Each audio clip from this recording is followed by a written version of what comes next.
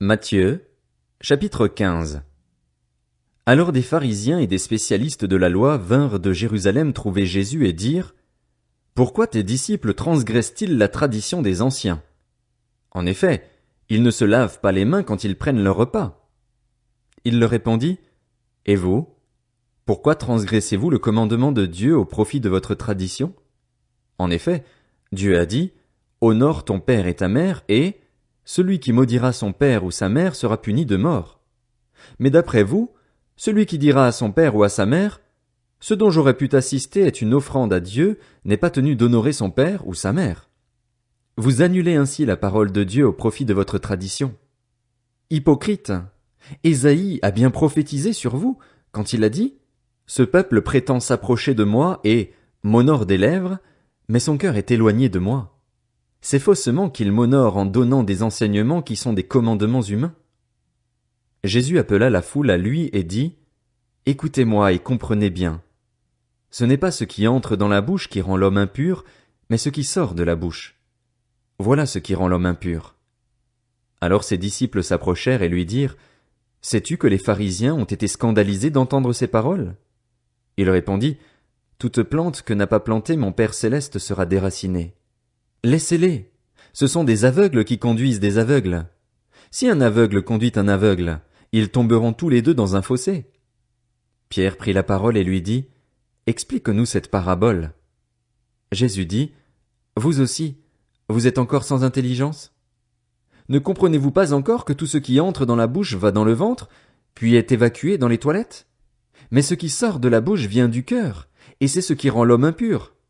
En effet, c'est du cœur que viennent les mauvaises pensées, les meurtres, les adultères, l'immoralité sexuelle, les vols, les faux témoignages, les calomnies. Voilà ce qui rend l'homme impur.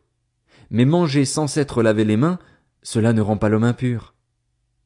Jésus partit de là et se retira dans le territoire de Tyr et de Sidon. Alors une femme cananéenne qui venait de cette région lui cria: Aie pitié de moi, Seigneur, fils de David! Ma fille est cruellement tourmentée par un démon. Il ne lui répondit pas un mot. Ses disciples s'approchèrent et lui demandèrent: Renvoie-la, car elle crie derrière nous. Il répondit: Je n'ai été envoyé qu'aux brebis perdues de la communauté d'Israël. Mais elle vint se prosterner devant lui et dit: Seigneur, secours-moi. Il répondit: Il n'est pas bien de prendre le pain des enfants et de le jeter aux petits chiens. Oui, Seigneur, dit-elle, mais les petits chiens mangent les miettes qui tombent de la table de leur maître. Alors Jésus lui dit: Femme, ta foi est grande, sois traitée conformément à ton désir. À partir de ce moment, sa fille fut guérie. Jésus quitta cet endroit et vint sur les bords du lac de Galilée. Il monta sur la montagne et s'y assit. Une grande foule s'approcha de lui. Il y avait parmi eux des boiteux, des aveugles, des muets, des estropiés et beaucoup d'autres malades. On les amena aux pieds de Jésus et il les guérit, de sorte que la foule était émerveillée de voir les muets parler, les estropiés être guéris, les boiteux marcher, les aveugles voir, et elle célébrait la gloire du Dieu d'Israël. Jésus appela ses disciples et leur dit: Je suis rempli de compassion pour cette foule, car voilà 3 jours qu'ils sont près de moi et ils n'ont rien à manger. Je ne veux pas les renvoyer à jeun, de peur que les forces ne leur manquent en chemin. Les disciples lui dirent: Comment nous procurer dans cet endroit désert assez de pain pour rassasier une si grande foule? Jésus leur demanda: Combien avez-vous de pain? 7, répondirent-ils, et quelques petits poissons. Alors il fit asseoir la foule par terre, prit les 7 pains et les poissons et, après avoir remercié Dieu, il les rompit et les donna à ses disciples, qui les distribuèrent à la foule.